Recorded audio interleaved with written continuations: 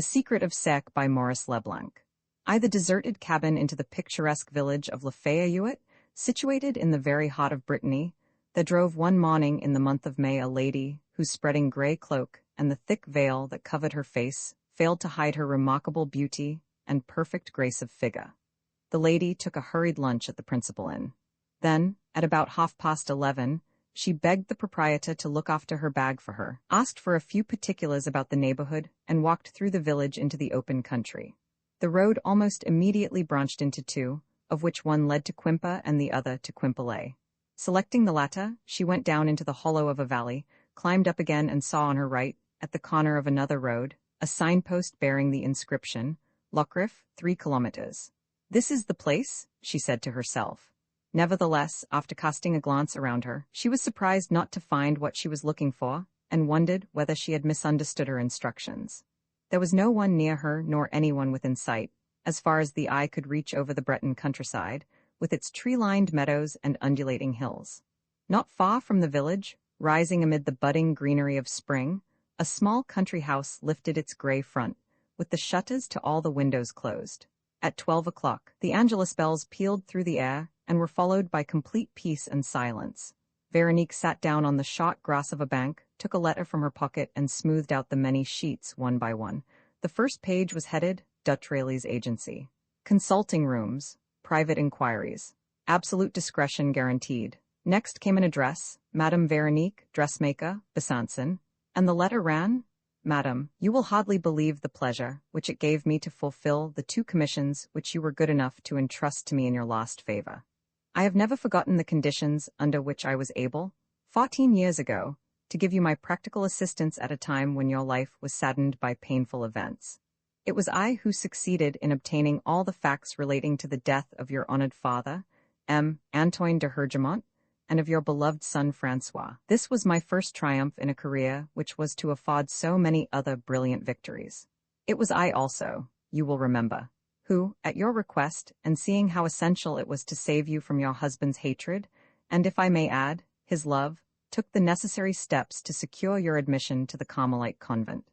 Lastly, it was I who, when your retreat to the convent had shown you that a life of religion did not agree with your temperament, arranged for you a modest occupation as a dressmaker at Besançon, far from the towns where the years of your childhood and the months of your marriage had been spent. You had the inclination and the need to work in order to live and to escape your thoughts. You were bound to succeed, and you succeeded. And now let me come to the 2 facts in hand. To begin with your first question, what has become, amid the whirlwind of war, of your husband, Alexis Vosky, a Pole by birth, according to his papers, and the son of a king, according to his own statement? I will be brief. After being suspected at the commencement of the war and imprisoned in an internment camp near Carpentras, Vosky managed to escape, went to Switzerland, returned to France and was rearrested, accused of spying and convicted of being a German. At the moment when it seemed inevitable that he would be sentenced to death, he escaped for the second time, disappeared in the forest of Fontainebleau, and in the end was stabbed by some person unknown. I am telling you the story quite crudely, madam, well knowing your contempt for this person, who had deceived you abominably, and knowing also that you have learnt most of these facts from the newspapers, though you have not been able to verify their absolute genuineness. Well, the proofs exist, I have seen them. There is no doubt left. Alexis Vosky lies buried at Fontainebleau. Permit me, in passing, madam, to remark upon the strangeness of this death. You will remember the curious prophecy about Vosky which you mentioned to me. Vosky, whose undoubted intelligence and exceptional energy were spoilt by an insincere and superstitious mind, readily preyed upon by hallucinations and terrors, had been greatly impressed by the prediction which overhung his life and which he had heard from the lips of several people who specialize in the occult sciences. Vosky, son of a king, you will die by the hand of a friend and your wife will be crucified. I smile, madam, as I write the last word. Crucified. Crucifixion is a torture which is pretty well out of fashion, and I am easy as regards yourself. But what do you think of the dagger stroke which Vosky received in accordance with the mysterious orders of destiny? But enough of reflections. I now come. Veronique dropped the letter for a moment into her lap. Dutch Rayleigh's pretentious phrasing and familiar pleasantries wounded her fastidious reserve. Also, she was obsessed by the tragic image of Alexis Vosky. A shiver of anguish passed through her at the hideous memory of that man. She mastered herself, however, and read on.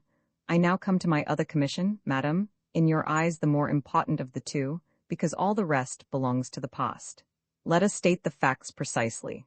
3 weeks ago, on one of those rare occasions when you consented to break through the praiseworthy monotony of your existence, on a Thursday evening when you took your assistants to a cinema theater, you were struck by a really incomprehensible detail. The principal film, entitled A Breton Legend, represented a scene which occurred, in the course of a pilgrimage, outside a little deserted roadside hut, which had nothing to do with the action. The hut was obviously there by accident, but something really extraordinary attracted your attention. On the tarred boards of the old door were 3 letters, drawn by hand, V. H. And those 3 letters were precisely your signature before you were married, the initials with which you used to sign your intimate letters and which you have not used once during the last 14 years, Veronique de Hergemont. There was no mistake possible. 2 capitals separated by the small d and the apostrophe. And, what is more, the bar of the letter H, carried back under the 3 letters, served as a flourish, exactly as it used to do with you. It was the stupefaction due to this surprising coincidence that decided you, madam, to invoke my assistance. It was yours without the asking, and you knew, without any telling, that it would be effective. As you anticipated, madam, I have succeeded, and here again I will be brief. What you must do, madam, is to take the night express from Paris which brings you the next morning to Quimperlé. From there, drive to Lafayette. If you have time, before or after your luncheon, pay a visit to the very interesting chapel of St. Barbe, which stands perched on the most fantastic site and which gave rise to the Breton Legend film. Then go along the Quimper Road on foot. At the end of the first ascent, a little way short of the parish road which leads to Lockrif, you will find, in a semicircle surrounded by trees, the deserted hut with the inscription. It has nothing remarkable about it. The inside is empty. It has not even a flaw. A rotten plank serves as a bench. The roof consists of a worm-eaten framework, which admits the rain. Once more, there is no doubt that it was sheer accident that placed it within the range of the cinematograph. I will end by adding that the Breton Legend film was taken in September last, which means that the inscription is at least 8 months old. That is all, madam. My 2 commissions are completed.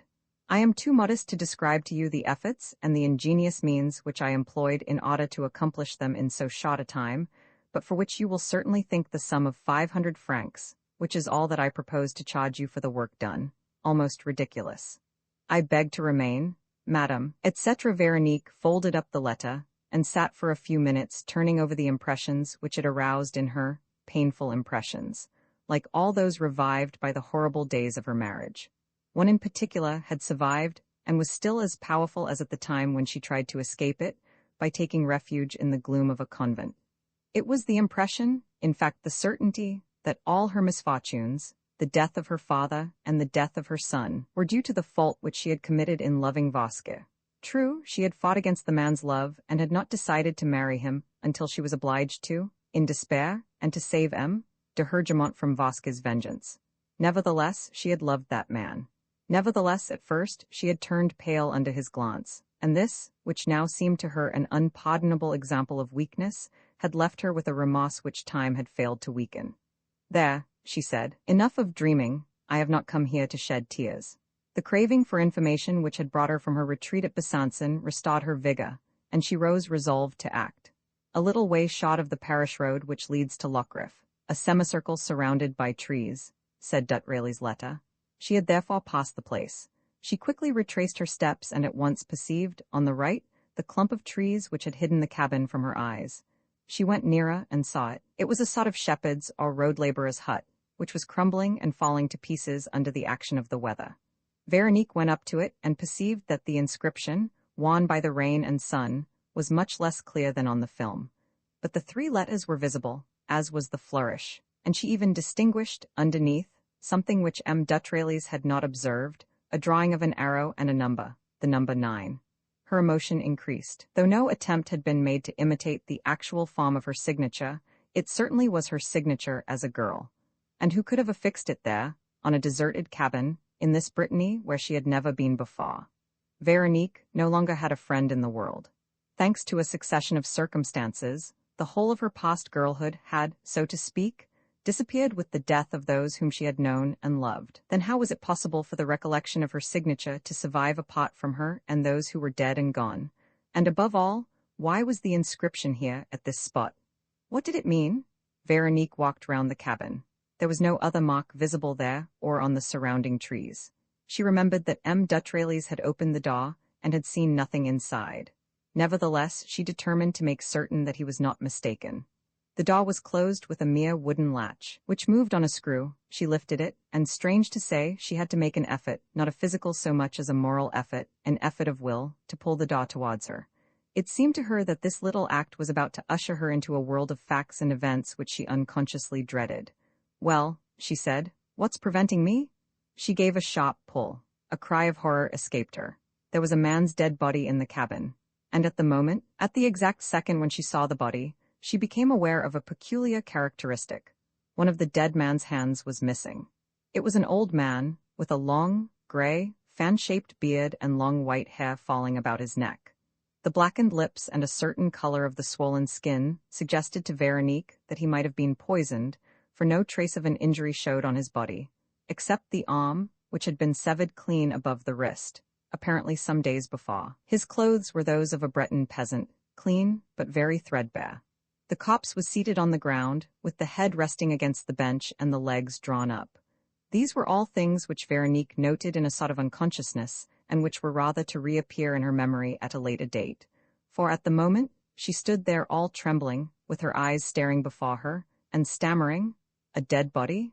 A dead body." Suddenly she reflected that she was perhaps mistaken, and that the man was not dead. But on touching his forehead, she shuddered at the contact of his icy skin. Nevertheless, this movement roused her from her torpor. She resolved to act and, since there was no one in the immediate neighborhood, to go back to Lafayette and inform the authorities. She first examined the corpse for any clue which could tell her its identity.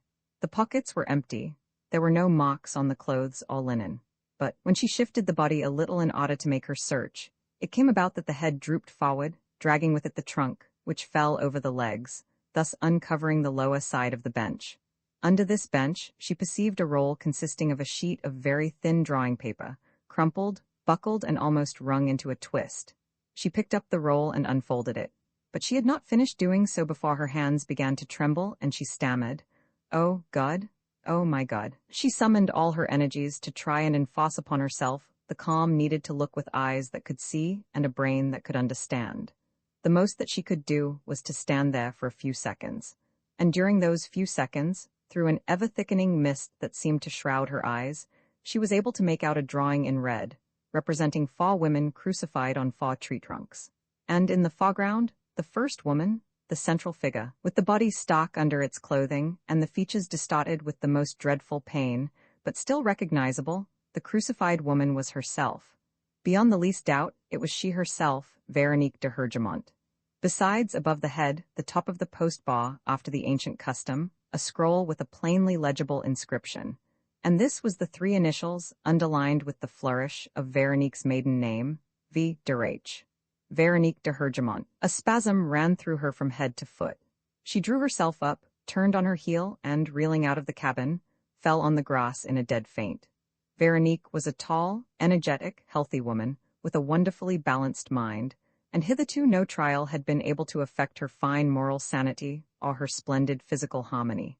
It needed exceptional and unforeseen circumstances, such as these, added to the fatigue of 2 nights spent in railway traveling, to produce this disorder in her nerves and will. It did not last more than 2 or 3 minutes, at the end of which her mind once more became lucid and courageous. She stood up, went back to the cabin, picked up the sheet of drawing paper, and, certainly with unspeakable anguish, but this time with eyes that saw and a brain that understood, looked at it. She first examined the details, those which seemed insignificant, or whose significance at least escaped her. On the left was a narrow column of 15 lines, not written, but composed of letters of no definite formation, the downstrokes of which were all of the same length, the object being evidently merely to fill up. However, in various places, a few words were visible. And Veronique read, 4 women crucified. Lower down, 30 coffins. And the bottom line of all ran, the godstone which gives life or death. The whole of this column was surrounded by a frame consisting of 2 perfectly straight lines, one ruled in black, the other in red ink. And there was also, likewise in red, above it, a sketch of two sickles fastened together with a sprig of mistletoe under the outline of a coffin. The right-hand side, by far the more important, was filled with the drawing, a drawing in red chalk, which gave the whole sheet, with its adjacent column of explanations, the appearance of a page, or rather of a copy of a page, from some large, ancient, illuminated book, in which the subjects were treated rather in the primitive style, with a complete ignorance of the rules of drawing. And it represented 4 crucified women. 3 of them showed in diminishing perspective against the horizon. They wore Breton costumes, and their heads were surmounted by caps which were likewise Breton, but of a special fashion that pointed to local usage, and consisted chiefly of a large black bow, the 2 wings of which stood out as in the bows of the Alsatian women. And in the middle of the page was the dreadful thing from which Veronique could not take her terrified eyes. It was the principal cross, the trunk of a tree stripped of its lower branches, with the woman's 2 arms stretched to right and left of it. The hands and feet were not nailed, but were fastened by cords which were wound as far as the shoulders and the upper part of the tied legs. Instead of the Breton costume, the woman wore a sort of winding sheet which fell to the ground and lengthened the slender outline of a body emaciated by suffering. The expression on the face was harrowing, an expression of resigned martyrdom and melancholy grace. And it was certainly Veronique's face, especially as it looked when she was 20 years of age, and as Veronique remembered seeing it at those gloomy hours when a woman gazes in a mirror at her hopeless eyes and her overflowing tears. And about the head was the very same wave of her thick hair, flowing to the waist in symmetrical curves, and above it the inscription, V. Derach. Veronique long stayed thinking, questioning the past and gazing into the darkness in order to link the actual facts with the memory of her youth. But her mind remained without a glimmer of light. Of the words which she had read, of the drawing which she had seen, nothing whatever assumed the least meaning for her, or seemed susceptible of the least explanation. She examined the sheet of paper again and again.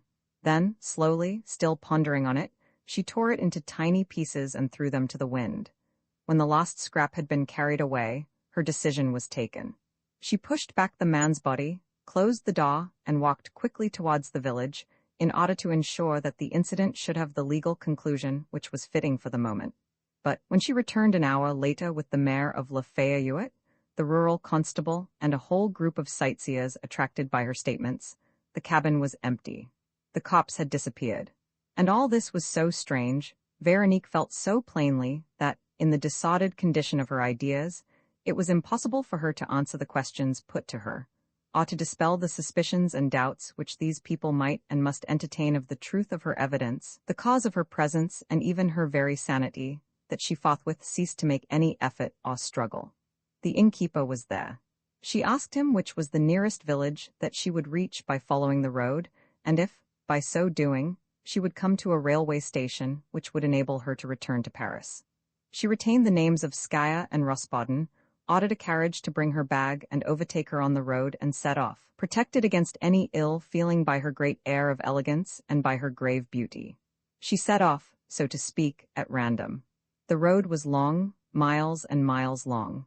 But such was her haste to have done with these incomprehensible events, and to recover her tranquillity, and to forget what had happened, that she walked with great strides, quite oblivious of the fact that this wearisome exertion was superfluous, since she had a carriage following her. She went up hill and down dale and hardly thought at all, refusing to seek the solution of all the riddles that were put to her. It was the past which was rescinding to the surface of her life, and she was horribly afraid of that past, which extended from her abduction by Vasque to the death of her father and her child. She wanted to think of nothing but the simple, humble life which she had contrived to lead at Besançon. There were no sorrows there, no dreams, no memories, and she did not doubt but that, amid the little daily habits which enfolded her in the modest house of her choice, she would forget the deserted cabin, the mutilated body of the man, and the dreadful drawing with its mysterious inscription. But a little while before she came to the big market town of Skaya, as she heard the bell of a horse trotting behind her, she saw, at the junction of the road that led to Rossbaden, a broken wall, one of the remnants of a half-ruined house. And on this broken wall, above an arrow and the number 10, she again read the fateful inscription, V. Derach. The escape shuddering, uncertain how to act next, Veronique listened till she no longer heard the sound of his footsteps. What should she do? The murder of Stéphane had for a moment turned her thoughts from Francois, but she now once more fell a prey to anguish. What had become of her son? Should she go to him at the priory and defend him against the dangers that threatened him?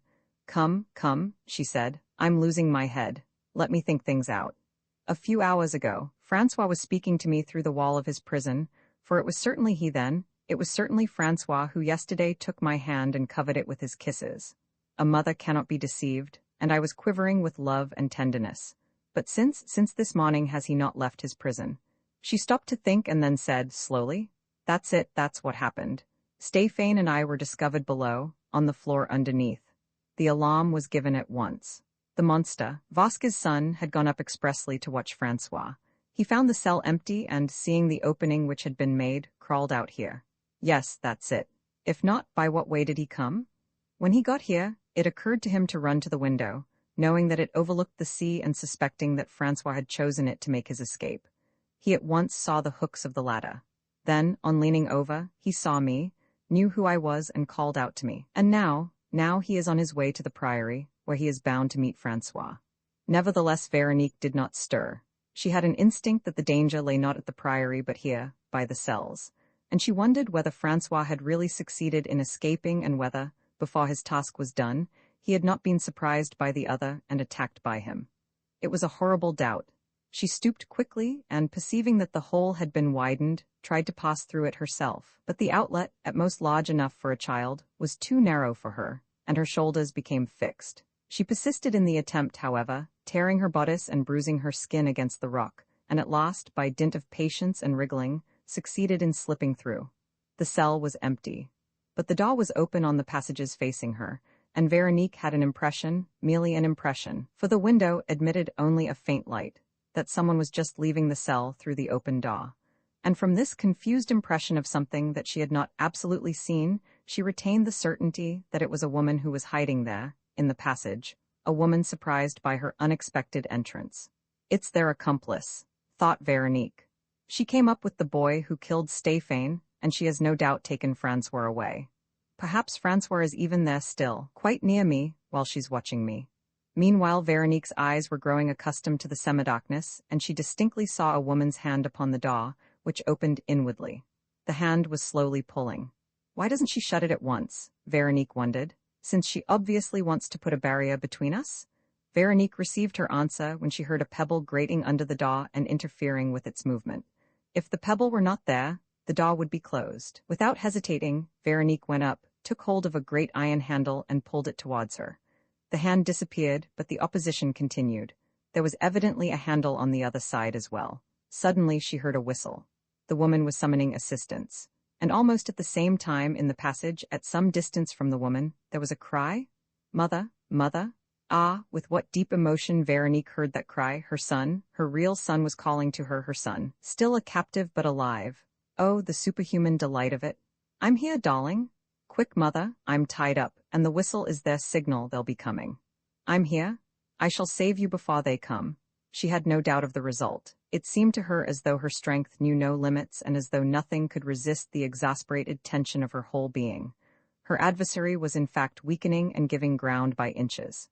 The opening became wider, and suddenly the contest was over. Veronique walked through. The woman had already fled down the passage and was dragging the boy by a rope in order to make him walk despite the cords with which he was bound. It was a vain attempt, and she abandoned it forthwith. Veronique was close to her, with her revolver in her hand. The woman let go the boy and stood up in the light from the open cells. She was dressed in white serge, with a knotted girdle round her waist. Her arms were half bare. Her face was still young, but faded, thin and wrinkled. Her hair was fair, interspersed with strands of white. Her eyes gleamed with a feverish hatred. The two women looked at each other without a word, like two adversaries who have met before and are about to fight again. Veronique almost smiled, with a smile of mingled triumph and defiance. In the end she said, "If you dare to lay a finger on my child, I'll kill you. Go, be off." The woman was not frightened. She seemed to be reflecting and to be listening in the expectation of assistance. None come. Then she lowered her eyes to Francois and made a movement as though to seize upon her prey again. "Don't touch him," Veronique exclaimed violently. "Don't touch him, or I fire." The woman shrugged her shoulders and said, in measured accents, "No threats, please. If I had wanted to kill that child of yours, I should have done so by now." but his hour has not come, and it is not by my hand that he is to die. Veronique, trembling all over, could not help asking, by whose hand is he to die? By my son's, you know, the one you've seen. Is he your son, the murderer, the monster? He's the son of— Silence, silence, Veronique commanded. She understood that the woman had been Vasquez's mistress and feared that she would make some disclosure in Francois' presence. Silence, that name is not to be spoken. It will be when it has to be, said the woman. Ah, I've suffered enough through you, Veronique. It's your turn now, and you're only at the beginning of it. Go, cried Veronique, pointing her revolver. Once more, no threats, please. Go, or I fire, I swear it on the head of my son. The woman retreated, betraying a certain anxiety in spite of herself, but she was seized with a fresh access of rage. Impotently, she raised her clenched fists and shouted, in a raucous, broken voice, I will be revenged, you shall see. Veronique, the cross, do you understand? The cross is ready. You are the fourth. What, oh, what a revenge. She shook her gnarled, bony fists, and she continued, oh, how I hate you. 15 years of hatred, but the cross will avenge me. I shall string you up on it myself. The cross is ready, you'll see, the cross is ready for you. She walked away slowly, holding herself erect under the threat of the revolver. Don't kill her, mother, will you? Whispered Francois, suspecting the contest in his mother's mind. Veronique seemed to wake from a dream. No, no, she replied, don't be afraid. And yet perhaps I ought to? Oh, please let her be, mother, and let us go away. She lifted him in her arms even before the woman was out of sight, pressed him to her, and carried him to the cell as though he weighed no more than a little child. Mother, mother, he said. Yes, darling, your own mother, and no one shall take you from me again. That I swear to you. Without troubling about the wounds inflicted by the stone, she slipped, this time almost at the first attempt, through the gap made by Francois, drew him off to her, and then, but not before, released him from his bonds. There is no danger here, she said, at least for the moment, because they can hardly get at us except by the cell, and I shall be able to defend the entrance. Mother and son exchanged the fondest of embraces. There was now no barrier to part their lips and their arms. They could see each other, could gaze into each other's eyes. How handsome you are, my darling, said Veronique. She saw no resemblance between him and the boy murderer, and was astonished that Honorine could have taken one for the other. And she felt as if she would never weary of admiring the breeding, the frankness and the sweetness which she read in his face. And you, mother, he said, do you think that I ever pictured a mother as beautiful as you? No, not even in my dreams when you seemed as lovely as a fairy. And yet Stéphane often used to tell me, she interrupted him, we must hurry, dearest, and take refuge from their pursuit. We must go. Yes, he said, and above all we must leave Sarek. I have invented a plan of escape which is bound to succeed. But first of all, Stéphane, what has become of him? I heard the sound of which I spoke to you underneath my cell, and I fear. She dragged him along by the hand, without answering his question. I have many things to tell you, darling, painful things which I must no longer keep from you, but presently will do. For the moment we must take refuge in the priory. That woman will go in search of help and come after us. But she was not alone, mother. When she entered my cell suddenly, and caught me in the act of digging at the wall, there was someone with her. A boy, wasn't it? A boy of your own size. I could hardly see. He and the woman fell upon me, bound me, and carried me into the passage. Then the woman left me for a moment, and he went back to the cell. He therefore knows about this tunnel by now and about the exit in the priory grounds. Yes, I know, but we shall easily get the better of him, and will block up the exit. But there remains the bridge which joins the two islands. Francois objected. No, she said, I burnt it down and the priory is absolutely cut off. They were walking very quickly, Veronique pressing her pace, Francois a little anxious at the words spoken by his mother. Yes, yes, he said, I see that there is a good deal which I don't know and which you have kept from me, mother, in order not to frighten me. For instance, when you burnt down the bridge, it was with the petrol set aside for the purpose, wasn't it? And as arranged with Maignoc in case of danger. So you were threatened too, and the first attack was made on you, mother. And then there was something that woman said with such a hateful look on her face.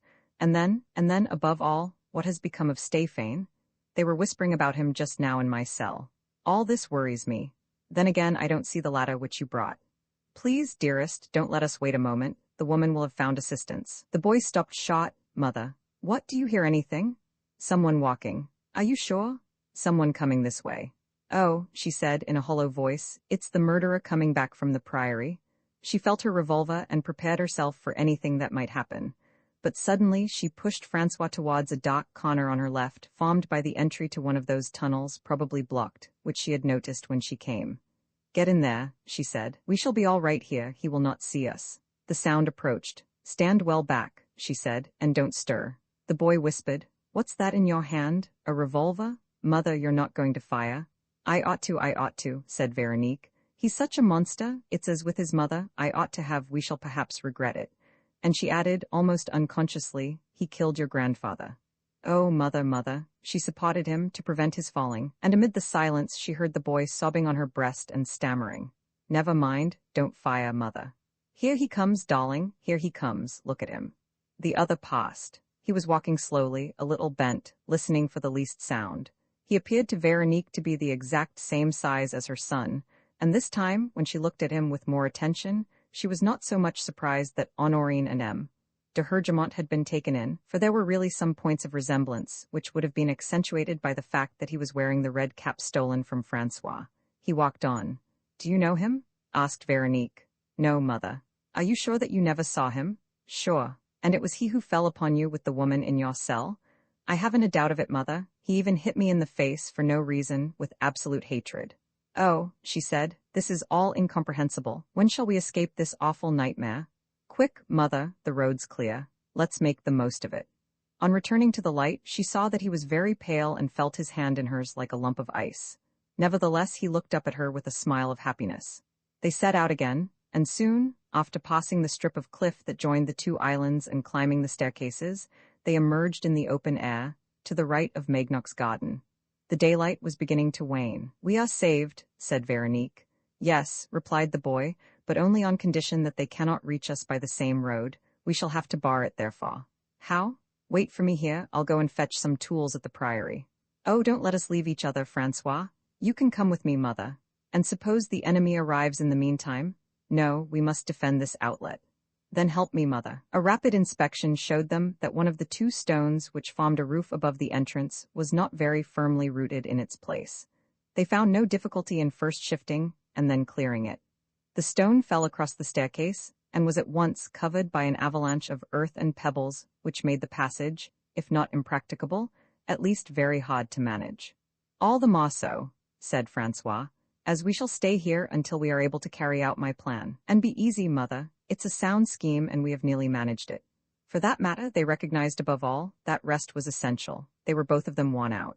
Lie down, mother, look, just here. There's a bed of moss under this overhanging rock which makes a regular nest. You'll be as cozy as a queen there and sheltered from the cold. Oh, my darling, murmured Veronique, overcome with happiness. It was now the time for explanations, and Veronique did not hesitate to give them. The boy's grief at hearing of the death of all those whom he had known would be mitigated by the great joy which he felt at recovering his mother. She therefore spoke without reserve, cradling him in her lap, wiping away his tears, feeling plainly that she was enough to make up for all the lost affections and friendships. He was particularly afflicted by Stéphane's death. But is it quite certain? He asked. For after all, there is nothing to tell us that he is drowned. Stéphane is a perfect swimmer. And so, yes, mother, we must not despair, on the contrary. Look, here's a friend who always comes at the worst times to declare that everything is not lost.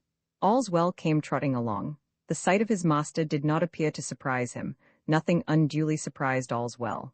Events, to his mind, always followed one another in a natural order which did not disturb either his habits or his occupations. Tears alone seemed to him worthy of special attention, and Veronique and Francois were not crying. You see, mother, all's well agrees with me, nothing is lost. But upon my word, all's well, you're a sharp little fellow. What would you have said, if we'd left the island without you? Veronique looked at her son. Left the island? Certainly, and the sooner the better. That's my plan, what do you say to it?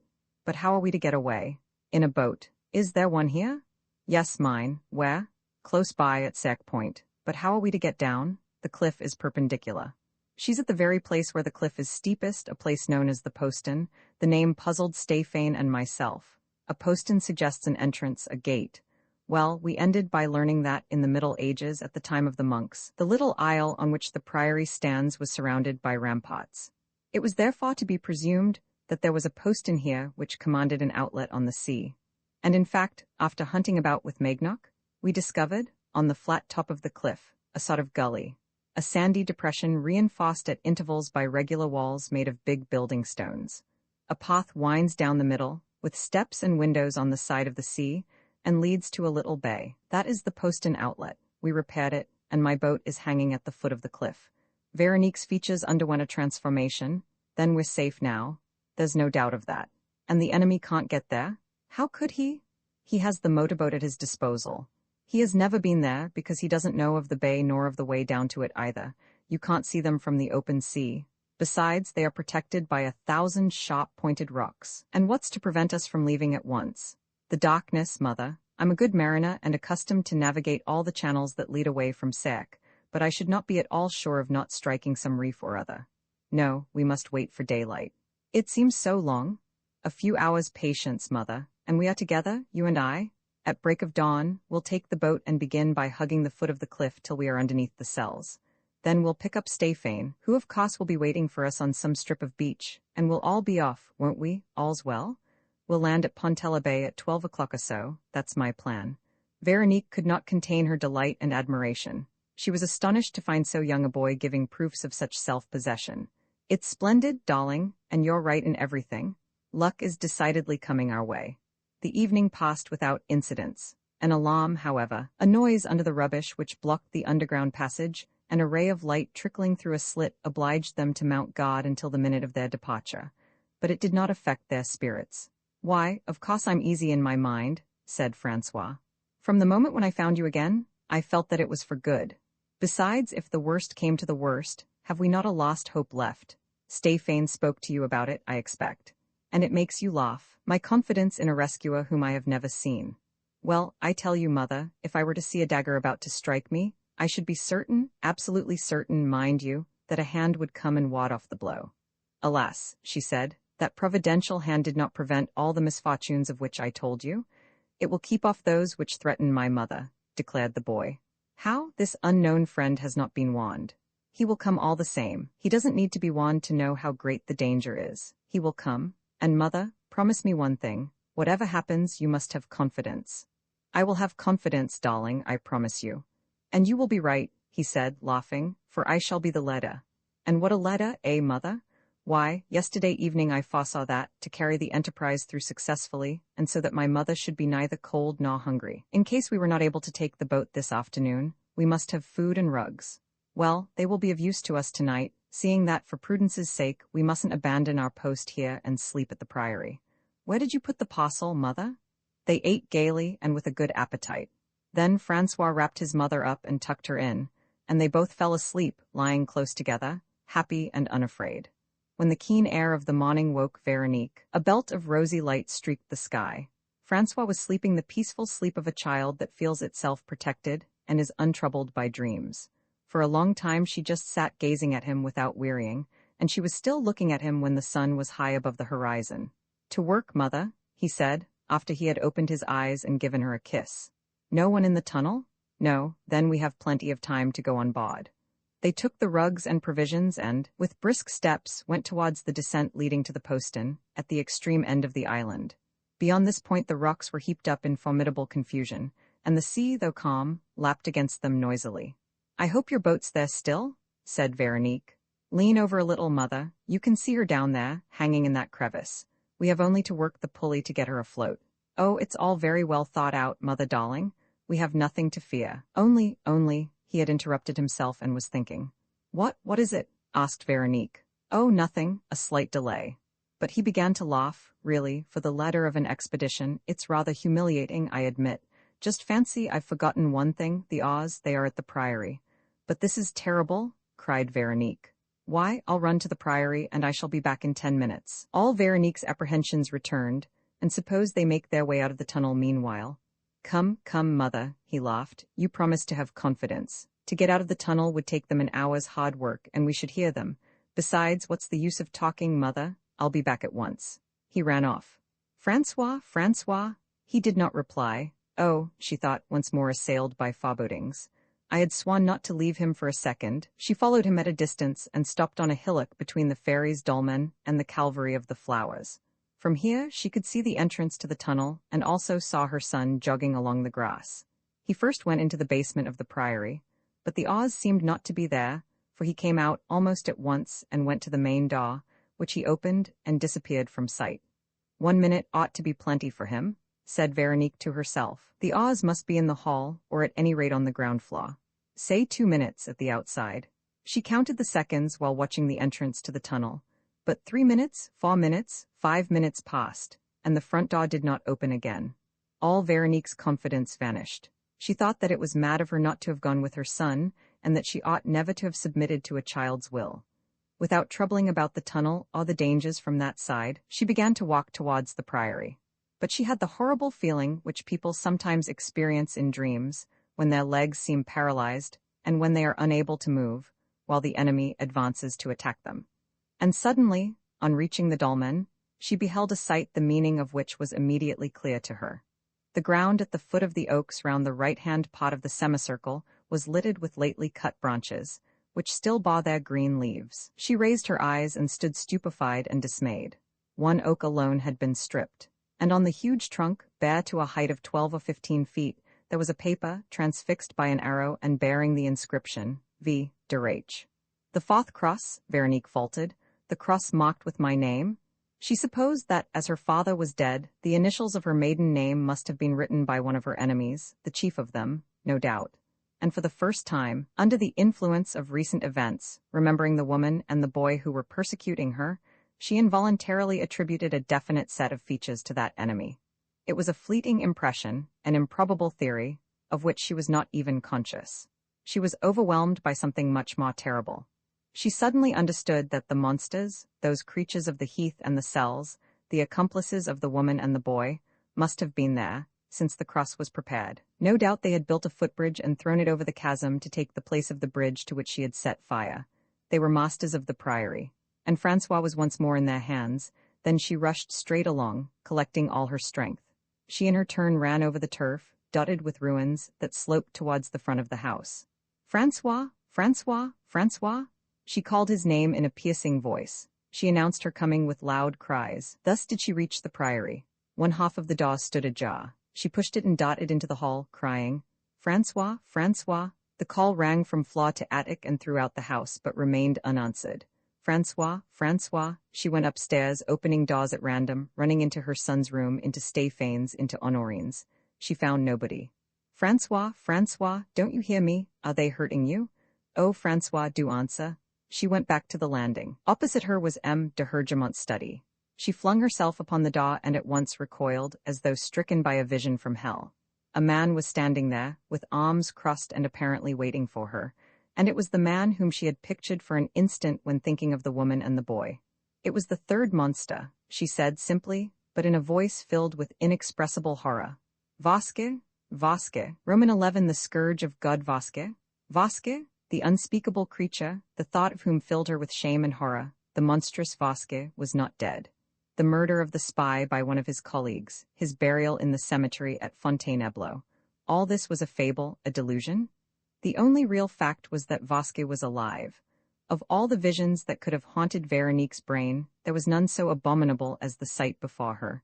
Vasque standing erect, with his arms crossed and his head up, alive? Vasque alive? She would have accepted anything with her usual courage, but not this.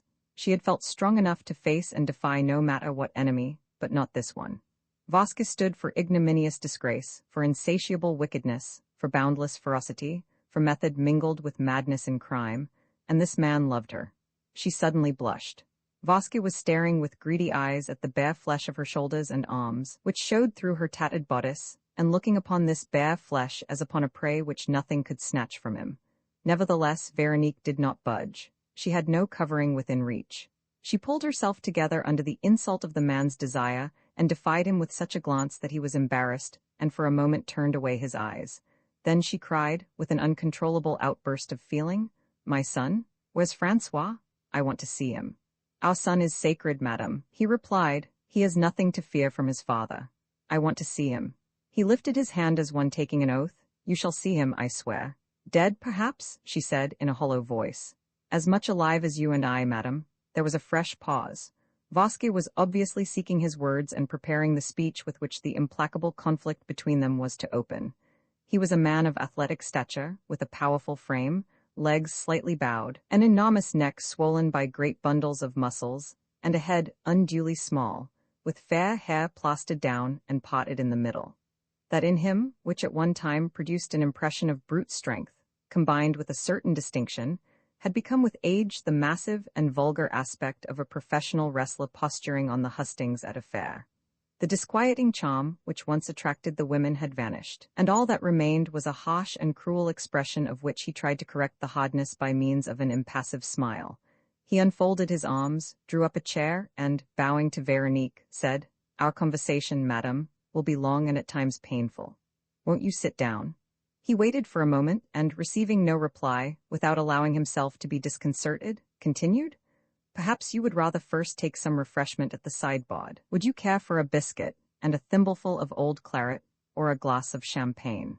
He affected an exaggerated politeness, the essentially Teutonic politeness of the semi-barbarians who are anxious to prove that they are familiar with all the niceties of civilization, and that they have been initiated into every refinement of courtesy, even towards a woman whom the right of conquest would permit them to treat more cavalierly. This was one of the points of detail which in the past had most vividly enlightened Veronique as to her husband's probable origin. She shrugged her shoulders and remained silent. "Very well," he said, "but you must then authorize me to stand, as behooves a man of breeding who prides himself on possessing a certain amount of savoir-faire. Also, pray excuse me for appearing in your presence in this more than careless attire. Internment camps and the caves of Sarek are hardly places in which it is easy to renew one's wardrobe." He was in fact wearing a pair of old patched trousers and a torn red flannel waistcoat. But over these, he had donned a white linen robe, which was half-closed by a knotted girdle. It was a carefully studied costume, and he accentuated its eccentricity by adopting theatrical attitudes and an air of satisfied negligence. Pleased with his preamble, he began to walk up and down, with his hands behind his back, like a man who is in no hurry and who is taking time for reflection in very serious circumstances. Then he stopped and, in a leisurely tone, "I think, madam, that we shall gain time in the end by devoting a few indispensable minutes to a brief account of our past life together. Don't you agree?" Veronique did not reply. He therefore began, in the same deliberate tone, "In the days when you loved me?" She made a gesture of revolt. He insisted, "Nevertheless, Veronique?"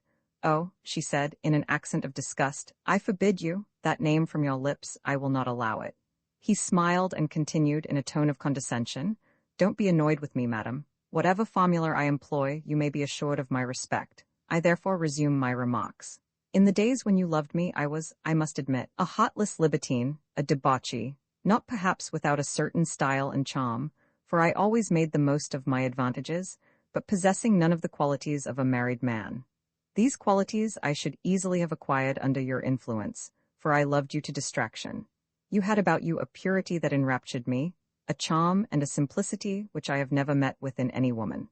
A little patience on your part, an effort of kindness would have been enough to transform me. Unfortunately, from the very first moment, after a rather melancholy engagement, during which you thought of nothing but your father's grief and anger, from the first moment of our marriage, there was a complete and irretrievable lack of harmony between us. You had accepted in spite of yourself the bridegroom who had thrust himself upon you. You entertained for your husband no feeling save hatred and repulsion. These are things which a man like Vasque does not forgive. So many women, and among them, some of the proudest, had given me proof of my perfect delicacy, that I had no cause to reproach myself. That the little middle-class person that you were chose to be offended was not my business. Vasque is one of those who obey their instincts and their passions. Those instincts and passions failed to meet with your approval. That, madam, was your affair. It was purely a matter of taste. I was free. I resumed my own life. Only, he interrupted himself for a few seconds and then went on, only, I loved you. And when a year later, certain events followed close upon one another, when the loss of your son drove you into a convent, I was left with my love unassuaged, burning and torturing me. What my existence was you can guess for yourself. A series of orgies and violent adventures in which I vainly strove to forget you, followed by sudden fits of hope, clues which were suggested to me, in the pursuit of which I flung myself headlong, only to relapse into everlasting discouragement and loneliness. That was how I discovered the whereabouts of your father and your son. That was how I came to know their retreat here, to watch them, to spy upon them, either personally or with the aid of people who were entirely devoted to me. In this way, I was hoping to reach yourself, the sole object of my efforts and the ruling motive of all my actions, when war was declared. A week later, having failed in an attempt to cross the frontier, I was imprisoned in an internment camp. He stopped, his face became still harder, and he growled, "Oh, the hell that I went through there. Vasque, the son of a king, mixed up with all the waiters and pickpockets of the fatherland, Vasque a prisoner, scoffed at and loathed by all, Vasque unwashed and eaten up with vermin. My God, how I suffered, but let us pass on. What I did to escape from death, I was entitled to do. If someone else was stabbed in my stead, if someone else was buried in my name in a corner of France, I do not regret it. The choice lay between him and myself. I made my choice. And it was perhaps not only my persistent love of life that inspired my action, it was also, and this above all is a new thing, an unexpected dawn which broke in the darkness and which was already dazzling me with its glory. But this is my secret. We will speak of it later, if you force me to.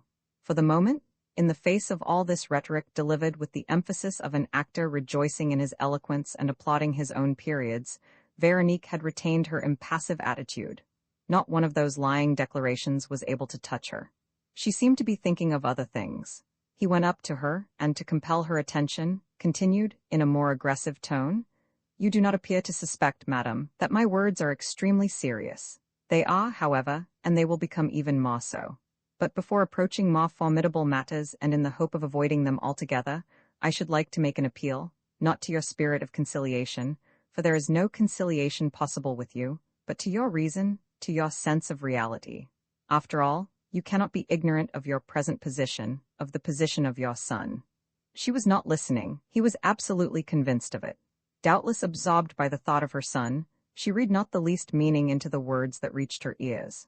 Nevertheless, irritated and unable to conceal his impatience, he continued, "My offer is a simple one, and I hope and trust that you will not reject it.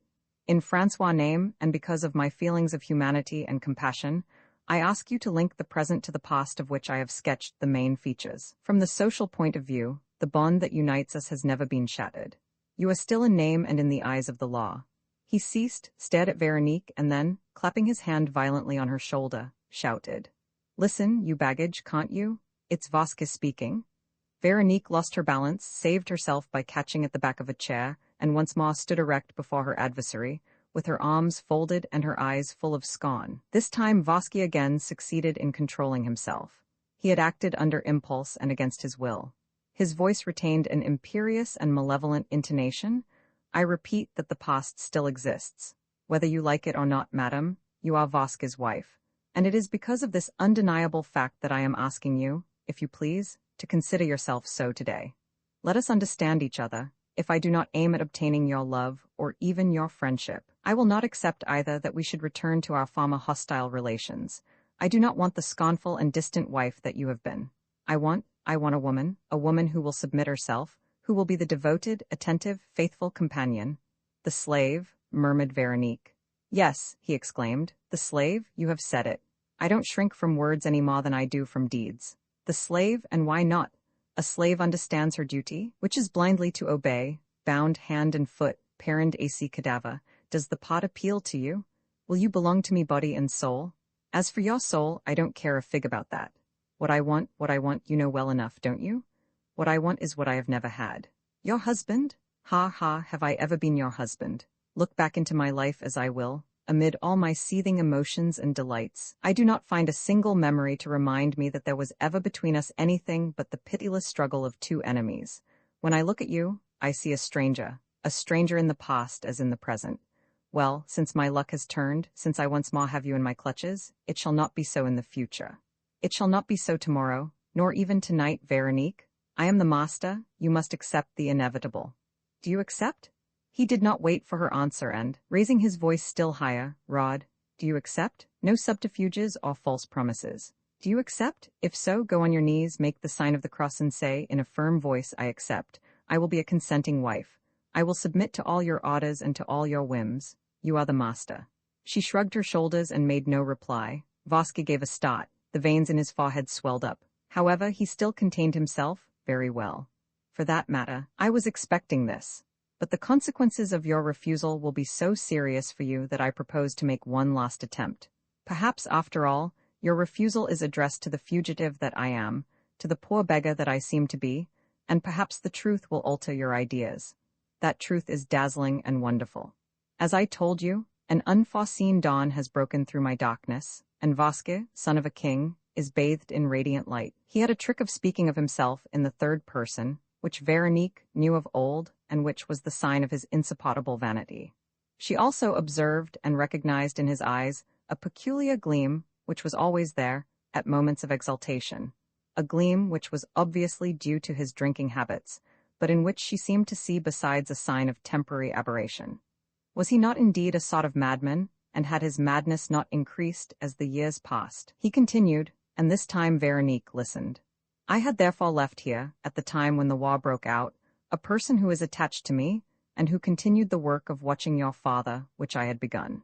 An accident revealed to us the existence of the caves dug under the heath, and also one of the entrances to the caves. It was in this safe retreat that I took refuge after my last escape, and it was here that I learnt, through some intercepted letters, of your father's investigations into the secret of Sarek and the discoveries which he had made. You can understand how my vigilance was redoubled, particularly because I found in all this story, as it became more and more clear to me, the strangest coincidences and an evident connection with certain details in my own life. Presently, doubt was no longer possible. Fate had sent me here to accomplish a task which I alone was able to fulfill, and more, a task in which I alone had the right to assist. Do you understand what I mean? Long centuries ago, Vasque was predestined. Vasque was the man appointed by fate. Vasque's name was written in the book of time. Vasque had the necessary qualities, the indispensable means, the requisite titles. I was ready, I set to work without delay, conforming ruthlessly to the decrees of destiny. There was no hesitation as to the road to be followed to the end. The beacon was lighted. I therefore followed the path marked out for me. Vasque has now only to gather the reward of his efforts. Vasque has only to put out his hand. Within reach of his hand fortune, glory, unlimited power. In a few hours, Vasque, son of a king, will be king of the world. It is this kingdom that he offers you.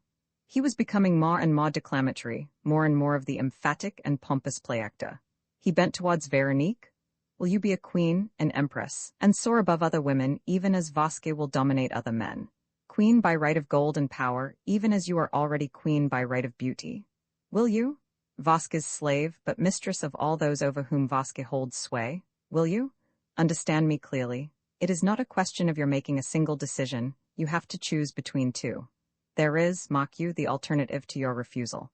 Either the kingdom which I am offering, or else. He paused and then, in a grating tone, completed his sentence, or else the cross. Veronique shuddered. The dreadful word, the dreadful thing appeared once more, and she now knew the name of the unknown executioner. The cross, he repeated with an atrocious smile of content.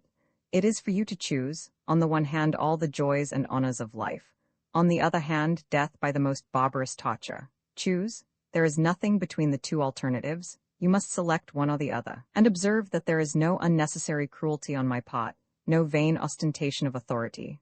I am only the instrument. The order comes from a higher power than mine. It comes from destiny. For the divine will to be accomplished, Veronique de Hergemont must die and die on the cross. This is explicitly stated. There is no remedy against fate. There is no remedy unless one is Vasque and, like Vasque, is capable of every audacity, of every form of cunning. If Vasque was able, in the forest of Fontainebleau, to substitute a sham Vasque for the real one, if Vasque thus succeeded in escaping the fate which condemned him, from his childhood, to die by the knife of a friend, he can certainly discover some stratagem by which the divine will is accomplished, while the woman he loves is left alive. But in that case she will have to submit. I offer safety to my bride or death to my foe. Which are you, my foe or my bride? Which do you choose? Life by my side, with all the joys and honors of life, or death? Death, Veronique replied simply. He made a threatening gesture. It is more than death, it is torture. Which do you choose? Torture. He insisted malevolently. But you are not alone. Pause to reflect. There is your son. When you are gone, he will remain. In dying, you leave an orphan behind you. Worse than that, in dying, you bequeath him to me. I am his father. I possess full rights. Which do you choose? Death, she said. Once more, he became incensed. Death for you? Very well. But suppose it means death for him. Suppose I bring him here before you, your Francois, and put the knife to his throat and ask you for the last time, what will your answer be? Veronique closed her eyes. Never before had she suffered so intensely, and Vosky had certainly found the vulnerable spot. Nevertheless, she murmured, I wish to die. Vosky flew into a rage and, resorting straightway to insults, throwing politeness and courtesy to the winds, he shouted, Oh, the hussy, how she must hate me! Anything, anything, she accepts anything, even the death of her beloved son, rather than yield to me. A mother killing her son, for that's what it is. You're killing your son so as not to belong to me. You are depriving him of his life so as not to sacrifice yours to me. Oh, what hatred! No, no, it is impossible. I don't believe in such hatred. Hatred has its limits. A mother like you. No, no, there's something else, some love affair, perhaps? No, no, Veronique's not in love, what then? My pity, a weakness on my part. Oh, how little you know me. Vosky show pity, Vosky show weakness? Why, you've seen me at work. Did I flinch in the performance of my terrible mission? Was Sarek not devastated as it was written? Were the boats not sunk and the people not drowned? Were the sisters Arcagnet not nailed to the ancient oak trees?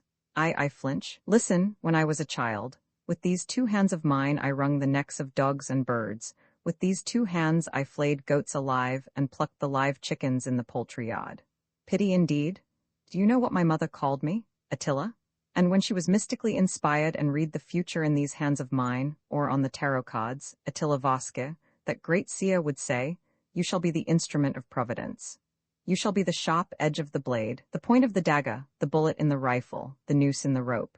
Scourge of God, your name is written at full length in the books of time. It blazes among the stars that shone at your birth. Scourge of God, and you hope that my eyes will be wet with tears? Nonsense, does the hangman weep? It is the weak who weep, those who fear lest they be punished, lest their crimes be turned against themselves. But our ancestors feared but one thing, that the sky should fall upon their heads. What have I to fear? I am God's accomplice. He has chosen me among all men. It is God that has inspired me, the God of the fatherland, the old German God, for whom good and evil do not count where the greatness of his sons is at stake. The spirit of evil is within me. I love evil, I thirst after evil. So you shall die, Veronique, and I shall laugh when I see you suffering on the cross. He was already laughing. He walked with great strides, stamping noisily on the floor. He lifted his arms to the ceiling, and Veronique, quivering with anguish, saw the red frenzy in his bloodshot eyes. He took a few more steps and then came up to her and, in a restrained voice, snarling with menace, On your knees, Veronique, and beseech my love. It alone can save you. Vosky knows neither pity nor fear, but he loves you, and his love will stop at nothing. Take advantage of it, Veronique. Appeal to the past. Become the child that you once were, and perhaps one day I shall drag myself at your feet. Veronique, do not repel me. A man like me is not to be repelled. One who loves as I love you, Veronique, as I love you, is not to be defied.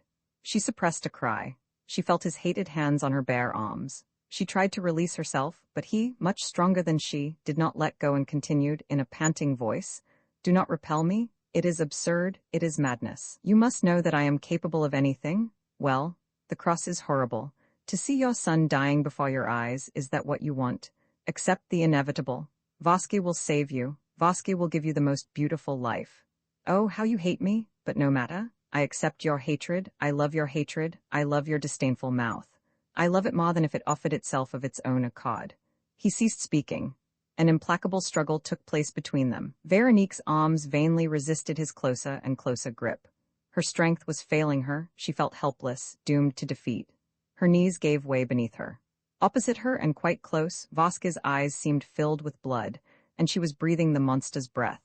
Then, in her terror, she bit him with all her might, and profiting by a second of discomfiture, she released herself with one great effort, leapt back, drew her revolver, and fired once and again. The 2 bullets whistled past Vosky's ears and sent fragments flying from the wall behind him. She had fired too quickly, at random. Oh, the jade? He roared. She nearly did for me. In a second he had his arms round her body, and with an irresistible effort, bent her backwards, turned her round and laid her on a sofa. Then he took a cord from his pocket and bound her firmly and brutally. There was a moment's respite and silence. Vosky wiped the perspiration from his forehead, filled himself a tumbler of wine and drank it down at a gulp. That's better, he said, placing his foot on his victim, and confessed that this is best all round. Each one in his place, my beauty. You trust like a fowl and I treading on you at my pleasure. Aha, we're no longer enjoying ourselves so much. We're beginning to understand that it's a serious matter. Ah, you needn't be afraid. You baggage, Vosk is not the man to take advantage of a woman. No, no, that would be to play with fire, and to burn with a longing which this time would kill me. I'm not such a fool as that. How should I forget you afterwards? One thing only can make me forget and give me my peace of mind, your death. And since we understand each other on that subject, all's well. For it's settled, isn't it? You want to die? Yes, she said, as firmly as before. And you want your son to die? Yes, she said. He rubbed his hands. Excellent, we are agreed, and the time is past for words that mean nothing. The real words remain to be spoken, those which count. For you admit that, so far, all that I have said is mere verbiage. What? Just as all the first part of the adventure, all that you saw happening at Sarek, is only child's play. The real tragedy is beginning, since you are involved in it body and soul, and that's the most terrifying part, my pretty one. Your beautiful eyes have wept, but it is tears of blood that are wanted, you poor darling. But what would you have? Once again, Voski is not cruel. He obeys a higher power, and destiny is against you. Your tears? Nonsense, you've got to shed 1,000 times as many as another. Your death? Fudge, you've got to die 1,000 deaths before you die for good. Your poor heart must bleed as never woman's and mother's poor heart bled before. Are you ready, Veronique? You shall hear really cruel words, to be followed perhaps by words more cruel still. Oh, fate is not spoiling you, my pretty one. He poured himself out a second glass of wine and emptied it in the same gluttonous fashion. Then he sat down beside her and, stooping, said, almost in her ear, Listen, dearest, I have a confession to make to you. I was already married when I met you. Oh, don't be upset. There are greater catastrophes for a wife and greater crimes for a husband than bigamy. Well, by my first wife I had a son whom I think you know. You exchanged a few amicable remarks with him in the passage of the cells. Between ourselves, he's a regular bad lot, that excellent Reynold, a rascal of the worst, in whom I enjoy the pride of discovering, raised to their highest degree, some of my best instincts and some of my chief qualities. He is a second addition to myself, but he already outstrips me and now, and then alarms me. Phew, what a devil. At his age, a little over 15, I was an angel compared with him. Now it so happens that this fine fellow has to take the field against my other son, against our dear Francois. Yes, such is the whim of destiny, which once again gives orders and of which, once again, I am the clear-sighted and subtle interpreter. Of course it is not a question of a protracted and daily struggle. On the contrary, something short, violent, and decisive. A duel, for instance. That's it, a duel. You understand, a serious duel. Not a turn with the fists, ending in a few bruises. No, what you call a duel to the death, because one of the two adversaries must be left on the ground, because there must be a victor and a victim, in short, a living combatant and a dead one. Veronique had turned her head a little, and she saw that he was smiling. Never before had she so plainly perceived the madness of that man, who smiled at the thought of a mortal contest between two children, both of whom were his sons. The whole thing was so extravagant that Veronique, so to speak, did not suffer. It was all outside the limits of suffering. There is something better, Veronique, he said, gloating over every syllable. There's something better? Yes, destiny has devised a refinement which I dislike, but to which, as a faithful servant, I have to give effect. It has devised that you should be present at the duel. Capital. You, Francois mother, must see him fight. And upon my word, I wonder whether that apparent malevolence is not a mercy in disguise. Let us say that you owe it to me, shall we, and that I myself am granting you this unexpected, I will even say, this unjust favor. For when all is said, though Reynold is more powerful and experienced than Francois, and though, logically, Francois ought to be beaten, how it must add to his courage and strength to know that he is fighting before his mother's eyes. He will feel like a knight-errant who stakes all his pride on winning. He will be a son whose victory will save his mother, at least, so he will think. Really the advantage is too great, and you can thank me, Veronique, if this duel, as I am sure it will, does not. And I am sure that it will not make your heart beat a little faster, unless I carry out the infernal program to the end. Ah, in that case, you poor little thing. He gripped her once more and lifting her to her feet in front of him, pressing his face against hers, he said in a sudden fit of rage, So you won't give in? No, no, she cried, you will never give in. Never, never, never, she repeated with increasing vehemence. You hate me more than everything? I hate you more than I love my son. You lie, you lie. He snarled. You lie, nothing comes above your son. Yes, my hatred for you. All Veronique's passion of revolt, all the detestation which she had succeeded in restraining now burst forth, and indifferent to what might come of it, she flung the words of hatred full in his face. I hate you? I hate you? I would have my son die before my eyes. I would witness his agony, anything rather than the horror of your sight and presence. I hate you. You killed my father. You are an unclean murderer, a half-witted, savage idiot, a criminal lunatic. I hate you. He lifted her with an effort, carried her to the window, and threw her on the ground, spluttering, "On your knees, on your knees. The punishment is beginning. You would scoff at me, you hussy, would you? Well, you shall see." He forced her to her knees and then, pushing her against the lower wall and opening the window, he fastened her head to the rail of the balcony by means of a cord round her neck and under her arms. He ended by gagging her with a scarf. "And now look," he cried. "The curtain's going up, boy Francois doing his exercises. Oh, you hate me, do you? Oh, you would rather have hell than a kiss from Vasque. Well, my darling, you shall have hell, and I'm arranging a little performance for you, one of my own composing, and a highly original one at that. Also, I may tell you, it's too late now to change your mind. The thing's irrevocable. You may beg and entreat for mercy as much as you like. It's too late. The duel, followed by the cross, that's the program. Say your prayers, Veronique, and call on heaven. Shout for assistance if it amuses you. Listen, I know that your brat is expecting a rescuer, a professor of claptrap, a Don Quixote of adventure. Let him come. Vasque will give him the reception he deserves. The more the merrier. We shall see some fun. And if the very gods join in the game and take up your defense, I shan't care. It's no longer their business, it's my business.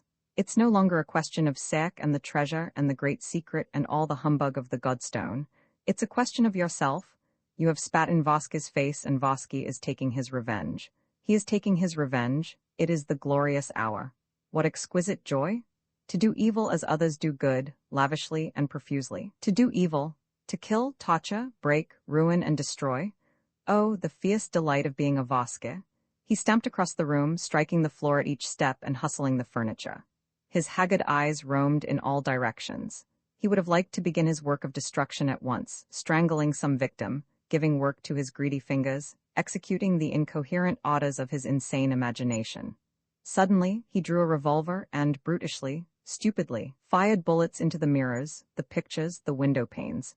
And still gesticulating, still capering about, an ominous and sinister figure, he opened the door, bellowing, "Vasque's having his revenge, Vasque's having his revenge." Roman 12 The ascent of Golgotha. 20 or 30 minutes elapsed. Veronique was still alone. The cords cut into her flesh, and the rails of the balcony bruised her forehead. The gag choked her. Her knees, bent into and doubled up beneath her, carried the whole weight of her body. It was an intolerable position, an unceasing torture. Still, though she suffered, she was not very clearly aware of it. She was unconscious of her physical suffering, and she had already undergone such mental suffering that this supreme ordeal did not awaken her drowsing senses. She hardly thought. Sometimes she said to herself that she was about to die, and she already felt the repose of the afterlife, as one sometimes, amidst a storm, feels in advance the wide peace of the harbor. Hideous things were sure to happen between the present moment and the conclusion which would set her free, but her brain refused to dwell on them, and her son's fate in particular elicited only momentary thoughts, which were immediately dispersed. At heart, as there was nothing to enlighten her, as to her frame of mind, she was hoping for a miracle. Would the miracle occur in Vasque? Incapable of generosity though he was, would not the monster hesitate none the less in the presence of an utterly unnecessary crime? A father does not kill his son, or at least the act must be brought about by imperative reasons, and Vasque had no such reasons to allege against a mere child whom he did not know, and whom he could not hate except with an artificial hatred. Her tapa was lulled by this hope of a miracle. All the sounds which reechoed through the house, sounds of discussions, sounds of hurrying footsteps, seemed to her to indicate not so much the preparations for the events foretold as the sign of interruptions, which would ruin all Vasque's plans. Had not her dear Francois said that nothing could any longer separate them from each other, and that, at the moment when everything might seem lost, and even when everything would be really lost, they must keep their faith intact? "My Francois," she repeated, "my darling Francois, you shall not die. We shall see each other again, you promised me." Out of doors, a blue sky, flecked with a few menacing clouds, hung outspread above the tall oaks. In front of her, beyond that same window at which her father had appeared to her, in the middle of the grass which she had crossed with Honorine on the day of her arrival, a site had been recently cleared and covered with sand, like an arena. Was it here that her son was to fight? She received the sudden intuition that it must be, and her heart contracted. "Francois," she said, Francois, have no fear. I shall save you. Oh, forgive me, Francois darling, forgive me. All this is a punishment for the wrong I once did. It is the atonement. The son is atoning for the mother. Forgive me, forgive me. At that moment a door opened on the ground floor and voices ascended from the doorstep. She recognized Vasquez's voice among them.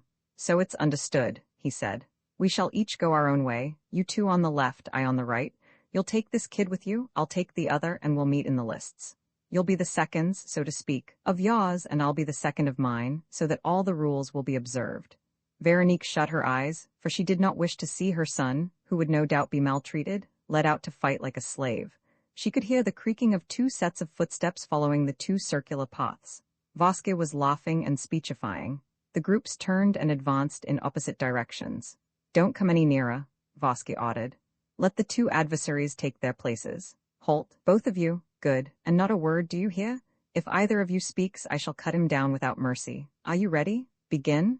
So the terrible thing was commencing. In accordance with Vasquez's will, the duel was about to take place before the mother. The son was about to fight before her face. How could she do other than look? She opened her eyes. She at once saw the 2 come to grips and hold each other off. But she did not at once understand what she saw, or at least she failed to understand its exact meaning. She saw the 2 boys, it was true, but which of them was Francois and which was Reynold? Oh, she stammered, it's horrible. And yet no, I must be mistaken. It's not possible. She was not mistaken. The 2 boys were dressed alike, in the same velvet knickerbockers, the same white flannel shirts, the same leather belts. But each had his head wrapped in a red silk scarf, with 2 holes for the eyes, as in a highwayman's mask. Which was Francois? Which was Reynold? Now she remembered Vasquez's inexplicable threat. This was what he meant by the program drawn up by himself. This was to what he alluded when he spoke of a little play of his composing. Not only was the son fighting before the mother, but she did not know which was her son. It was an infernal refinement of cruelty. Vasquez himself had said so. No agony could add to Veronique's agony. The miracle which she had hoped for lay chiefly in herself and in the love which she bore her son. Because her son was fighting before her eyes, she felt certain that her son could not die. She would protect him against the blows and against the ruses of the foe. She would make the dagger swerve. She would ward off death from the head which she adored. She would inspire her boy with dauntless energy, with the will to attack, with indefatigable strength, with the spirit that foretells and seizes the propitious moment. But now that both of them were veiled, on which was she to exercise her good influence, for which to pray, against which to rebel? She knew nothing. There was no clue to enlighten her. One of them was taller, slimmer, and lither in his movements. Was this Francois? The other was more thick-set, stronger and stouter in appearance. Was this Reynold? She could not tell. Nothing but a glimpse of a face, or even a fleeting expression, could have revealed the truth to her. But how was she to pierce the impenetrable mask? And the fight continued, more terrible for her than if she had seen her son with his face uncovered. "Bravo!" cried Vasquez, applauding an attack. He seemed to be following the duel like a connoisseur, with the affectation of impartiality displayed by a good judge of fighting who above all things wants the best man to win. And yet it was one of his sons that he had condemned to death. Facing her stood the 2 accomplices, both of them men with brutal faces, pointed skulls and big noses with spectacles. One of them was extremely thin, the other was also thin, but with a swollen paunch like a leather bottle.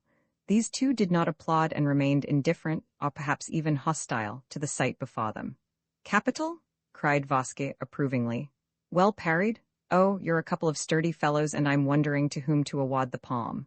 He pranced around the adversaries, urging them on in a hoarse voice in which Veronique, remembering certain scenes in the past, seemed to recognize the effects of drink. Nevertheless, the poor thing made an effort to stretch out her bound hands towards him, and she moaned under her gag, "Mercy, mercy, I can't bear it, have pity." It was impossible for her martyrdom to last. Her heart was beating so violently that it shook her from head to foot, and she was on the point of fainting when an incident occurred that gave her fresh life. One of the boys, after a fairly stubborn tussle, had jumped back and was swiftly bandaging his right wrist, from which a few drops of blood were trickling. Veronique seemed to remember seeing in her son's hand the small blue and white handkerchief which the boy was using.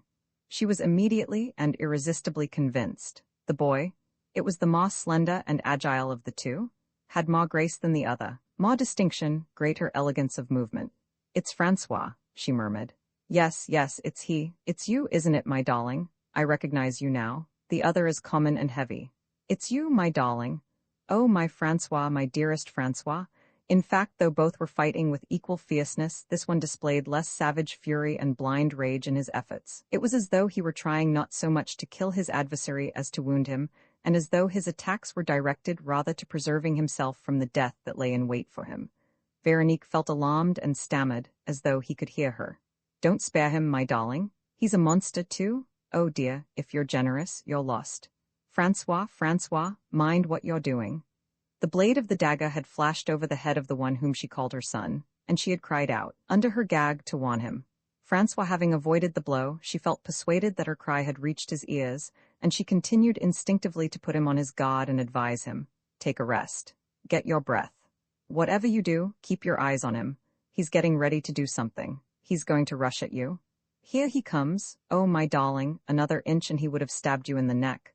Be careful, darling. He's treacherous, there's no trick too mean for him to play. But the unhappy mother felt, however reluctant she might yet be to admit it, that the one whom she called her son was beginning to lose strength. Certain signs proclaimed a reduced power of resistance, while the other, on the contrary, was gaining in eagerness and vigor. Francois retreated until he reached the edge of the arena. Hi, you boy, grinned Vasque. You're not thinking of running away, are you? Keep your nerve, damn it. Show some pluck, remember the conditions?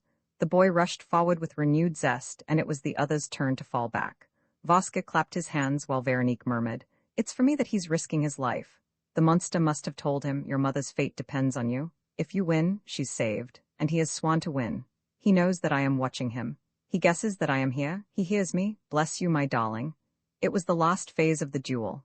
Veronique trembled all over, exhausted by her emotion and by the too violent alternation of hope and anguish.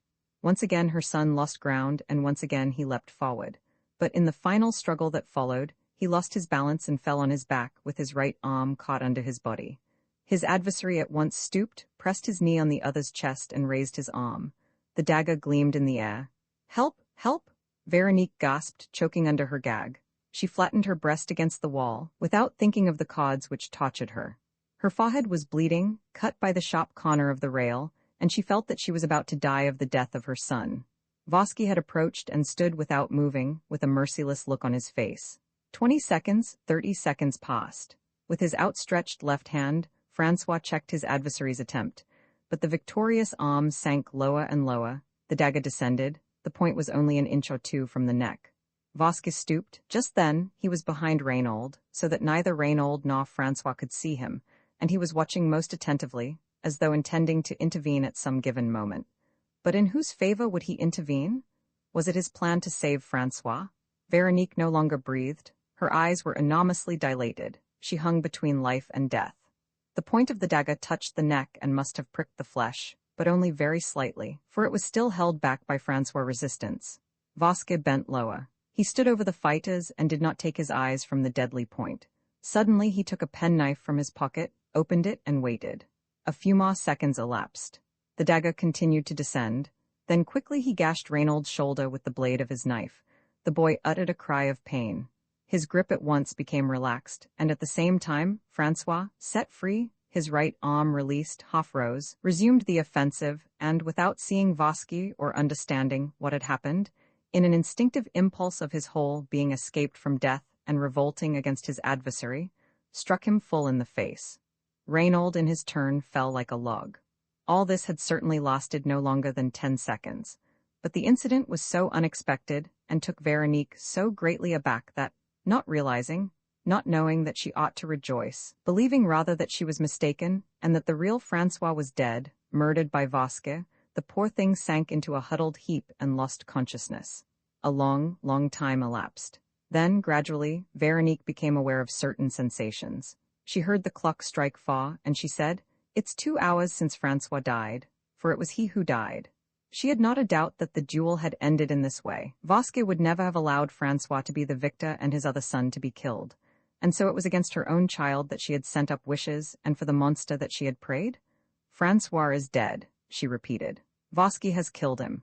The door opened, and she heard Vasque's voice. He entered with an unsteady gait. 1,000 pardons, dear lady, but I think Vasque must have fallen asleep. It's your father's fault, Veronique. He had hidden away in his cellar some confounded soma which Conrad and Otto discovered, and which has fuddled me a bit. But don't cry. We shall make up for lost time. Besides, everything must be settled by midnight. So he had come nearer, and he now exclaimed, "What, did that rascal of a Vasque leave you tied up? What a brute that Vasque is, and how uncomfortable you must be. Hang it all, how pale you are. I say, look here, you're not dead, are you? That would be a nasty trick to play us." He took Veronique's hand, which she promptly snatched away. "Capital? We still loathe our little Vasque, then that's all right, and there's plenty of reserve strength. You'll hold out to the end, Veronique." He listened. "What is it? Who's calling me? Is it you, Otto? Come up." "Well, Otto, what news? I've been asleep, you know. That damned summer wine." Otto, one of the two accomplices, entered the room at a run. He was the one whose paunch bulged so oddly. "What news?" he exclaimed. "Why this, I've seen someone on the island." Vasque began to laugh. "You're drunk, Otto. That damned summer wine." "I'm not drunk, I saw, and so did Conrad." "Oh ho," said Vasque more seriously, "if Conrad was with you? Well, what did you see?" "A white figure which hid when we came along." "Where?" "Between the village and the heath, in a little wood of chestnut trees." "On the other side of the island then?" "Yes." "All right, we'll take our precautions." "How? There may be several of them." "I don't care if there are 10 of them, it would make no difference. Where's Conrad?" "By the footbridge which we put in the place of the bridge that was burnt down. He's keeping watch from there." "Conrad is a clever one. When the bridge was burnt, we were kept on the other side. If the footbridge is burnt, it'll produce the same hindrance. Veronique, I really believe they're coming to rescue you. It's the miracle you expected, the assistance you hoped for. But it's too late, my beauty." He untied the bonds that fastened her to the balcony, carried her to the sofa, and loosened the gag slightly. "Sleep, my wench," he said. "Get what rest you can. You're only halfway to Golgotha yet, and the last bit of the ascent will be the hardest." He went away jesting, and Veronique heard the two men exchange a few sentences which proved to her that Otto and Conrad were only supers who knew nothing of the business in hand. "Who's this wretched woman whom you're persecuting?" asked Otto. "That doesn't concern you." "Still, Conrad and I would like to know something about it." "Lord, why?" "Oh, just because. Conrad and you are a pair of fools," replied Vasque. "When I took you into my service and helped you to escape with me, I told you all I could of my plans. You accepted my conditions. It was your lookout. You've got to see this thing through now.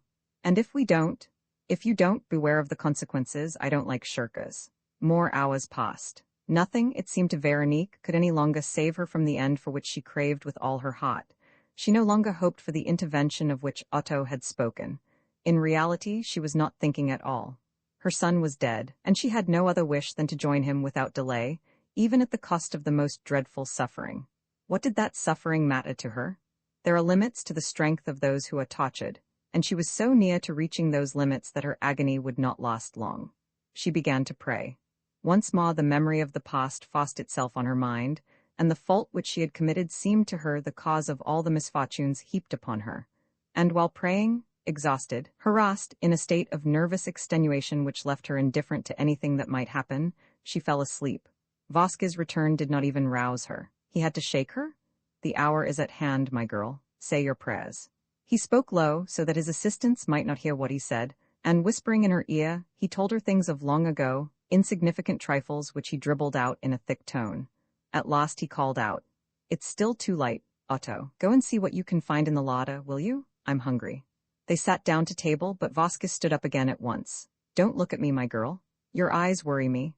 What do you expect? My conscience doesn't worry me when I'm alone, but it gets worked up when a fine pair of eyes like yours go right through me. Lower your lids, my pretty one." He bound Veronique's eyes with a handkerchief which he knotted behind her head, but this did not satisfy him, and he unhooked a muslin curtain from the window, wrapped her whole head in it, and wound it round her neck. Then he sat down again to eat and drink. The three of them hardly spoke, and said not a word of their trip across the island, nor of the duel of the afternoon. In any case, these were details which did not interest Veronique, and which, even if she had paid attention to them, would not have aroused her. Everything had become indifferent to her. The words reached her ears but assumed no definite meaning.